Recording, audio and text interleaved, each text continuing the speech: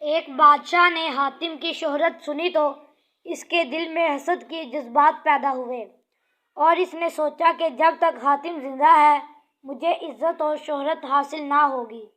میں کیسے بھی کام کروں لوگ حاتم ہی کی تعریفیں کرتے رہیں گے۔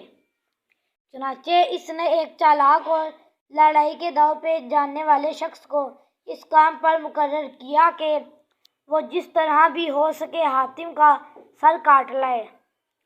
کرائے کا قاتل اپنے ترکش کو تیروں سے سجا کر اور تلوار کی دھار تیز کروا کر اس علاقے کی طرف روانہ ہو گیا جہاں حاتم طائی رہتا تھا۔ وہاں اس کی ملاقات ایک شخص سے ہوئی۔ جب اسے معلوم ہوا کہ شخص مسافر ہے تو وہ کرائے کے قاتل کو اپنے گھر لے گیا، اس کی خاطر تواضع کی۔ دوسرے دن جب اس نے رخصت ہونا چاہا تو اس شخص نے اصرار کیا کہ چند دن میرے پاس ہی، دل میں میزبان کی بہت زیادہ عزت ہوگی۔ اس کا شکریہ ادا کر کے بولا، میں خود چاہتا تھا کہ کچھ دن آپ کے پاس رہوں، لیکن ایک ضروری کام کرنا ہے، رک نہیں سکتا۔ میزبان بولا، شاید اس کام میں آپ کی کچھ مدد کر سکوں۔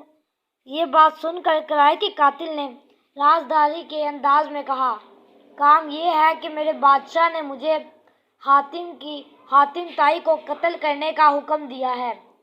میں اس کا سر کاٹ کر بادشاہ کے پاس لے جاؤں گا۔ اگر آپ کو حاتم کا پتہ معلوم ہو تو مجھے بتا دیں۔ یہ سن کر وہ شخص مسکرایا اور سر جھکا کر کہا، حاتم طائی تو میں ہی ہوں، آپ شوق سے میرا سر کاٹ لیں، سر حاضر ہے۔ حاتم طائی کی یہ بات سن کر وہ شخص اس کے پیروں میں گر گیا اور اس بات پر شرمندگی کا اظہار کرنے لگا کہ اس نے ایسے عظیم الشان سردار کو نقصان پہنچانے کا ارادہ کیا۔ اس نے اپنی تلوار کو ایک طرف پھینک دیا اور یہ کہہ کر وہاں سے روانہ ہو گیا کہ قتل کرنا تو بڑی بات ہے، میں تو ایسے معزز سردار کے جسم پر پھول مارنا بھی گوارا نہیں کر سکتا۔ وہ بادشاہ کے پاس پہنچا اور اس نے حاتم کی جوان مردی اور دریا دلی کا واقعہ سنا دیا۔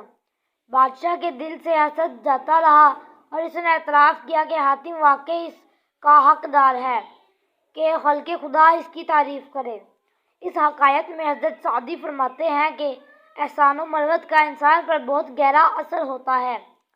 بے شک انسان کو بہت سے اوصاف اپنے اجداد سے بھی ملتے ہیں، لیکن خدا نے یہ صلاحیت ہر شخص میں رکھی ہے کہ اگر وہ کوشش اور مشقت کرے تو اپنے اندر بہترین صلاحیتیں پیدا کر سکتا ہے۔